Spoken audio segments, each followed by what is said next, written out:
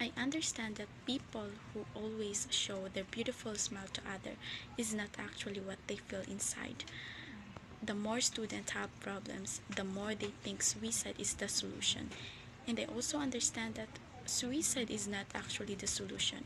It's just a thought inside their head that they made and they actually do it. What I understand from the recollection is to be strong. No matter what problems comes, we prefer to fight, not to commit suicide.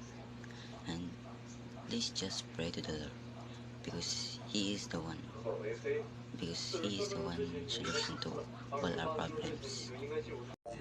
I understand from the recollection that you don't give up on the problems that make you stress in your life, and no matter how difficult life is, do not give up even if it's a problem. As long as you just keep trying, you'll be successful in the end.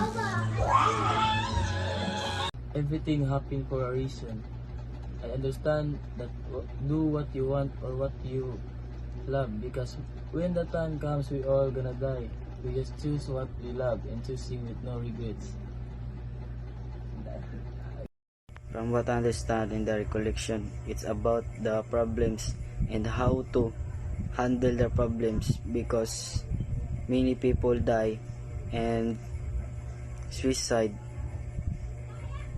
because of the problem, like trouble family, mix of mind, then use the illegal drugs, then drink alcohol and smoke cigarette.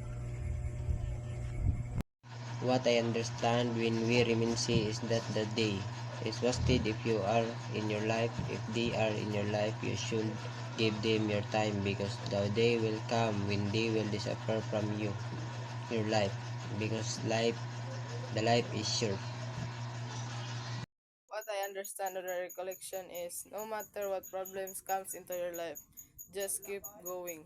Don't quit.